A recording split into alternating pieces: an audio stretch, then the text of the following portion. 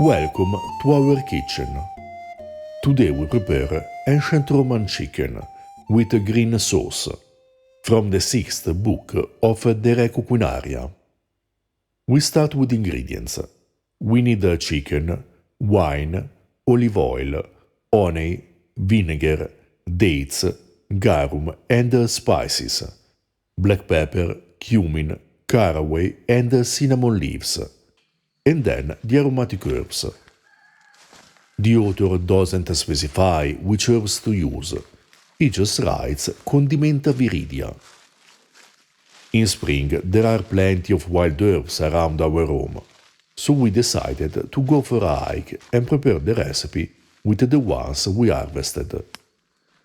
We chose wild garlic, meadow sage, lesser calamint, lavender, oregano, pennyroyal and watermint. To prepare this recipe, it isn't necessary to use so many herbs. We suggest you choose the ones you have at your disposal. The ancient Romans used lots of herbs, and in general it is a good idea to cultivate some to prepare your historical dishes. For example, mint, parsley, oregano, thyme, dill and cilantro. You don't necessarily need a big garden. A few pots are more than enough to enhance your recipes greatly and create new, incredible combinations of flavors. Keep in mind that mint, for instance, is the perfect substitute for other herbs that may be difficult to find, such as pennyroyal and lesser calamint. We have many options for making this green sauce. A list of condimenta moretaria in De Re Cucinaria includes, for instance, mint, cilantro, fennel and rue, an herb with a peculiar taste that the Romans loved, especially when combined with mint.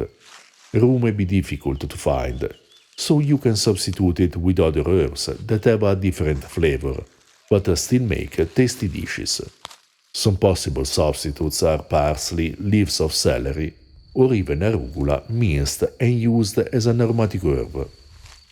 In another passage, the author of De Re Cucinaria mentions condimenta viridia, with a series of herbs, mint, celery, cilantro, pennyroyal, and lesser calamint. Condimenta mortaria basically hints at the fact that the herbs must be pounded in the mortar, as you can notice in the recipes for moretum that we prepared in the past. You find the links to the videos in the description below. Viridia instead just indicates the fact that they must be green and fresh. To make a greener sauce, we didn't pound the herbs in the mortar, but added them to the chicken when it was almost done. But if you prefer, pound them in the mortar with the other ingredients. Another option is to pour the sauce over the cooked meat, without adding it during the cooking. But that is up to you. The recipe is for all kinds of birds. We used chicken, but you can choose pheasant, quail, duck, goose, partridge, and any others you like. We grind pepper, cumin and caraway in the mortar, pound alpha date and dilute with a bit of honey, garum, wine, vinegar and olive oil. Then we mix the aromatic herbs. We recommend using alpha date and just a little honey to prevent the sweet taste from overpowering the sauce. Balance it with a couple of tablespoons of vinegar, garum, olive oil and wine.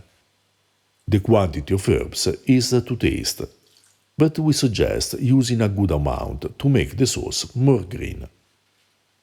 As always, garum can be substituted with a Southeast Asian fish sauce, ancient muria or colatura di alici, or just salt.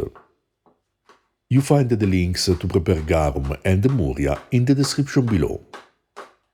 Spica indica is a plant similar to lavender that is hard to find. We substituted it with the lavender from our garden. To know more about ancient cuisine, check out our book Ancient Roman Cooking. The full translation of De Re Cucinaria is available on Patreon, as well as several articles on historical food and translations of sources. For more information about herbs in historical cooking, read Early Italian Recipes, Vegetables, Fruit, Herbs and Flowers. If you're interested in the transition between ancient and medieval cooking, read De Observatione Ciborum, Early Medieval Recipes at the Court of the Franks. For information on medieval cuisine, check out our books Libro della Cucina, Medieval Tuscan Recipes, and Registrum Cucuine, a Medieval Cookbook. To support our work, you can also buy us a beer and purchase our merchandise. You find all the links in the description below. We cut the chicken into pieces and cook it with olive oil. Then we add the sauce and a few cinnamon leaves. You should find cinnamon leaves in Indian shops, but they are not essential for an excellent result, so you can skip this ingredient. We didn't pound the cinnamon leaves in the mortar, but we preferred to use them in the same way as velour leaves, adding them all to the chicken. But in medieval sources, we generally find volume ground with the other spices to make blends that were sometimes sold already prepared in the spice shops or directly prepared by the cook or his assistant. Essentially, our recommendation is to use them as you prefer. There are no specific rules on how to use historical ingredients. Just find your favorite way. When the chicken is almost done, we add the aromatic herbs. This chicken was extraordinary, fragrant with herbs and spices, savory and rich in flavor with garum, which perfectly paired with a delicate sweet and sour note, given by the mixture of honey and date with wine and vinegar.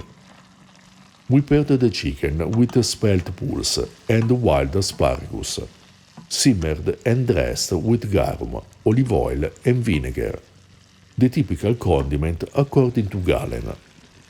But you can pair it with other vegetables, for instance lettuce or gourd. You find the links in the description below. If you're interested in ancient foods and flavors, subscribe our channel and consider supporting us on Patreon.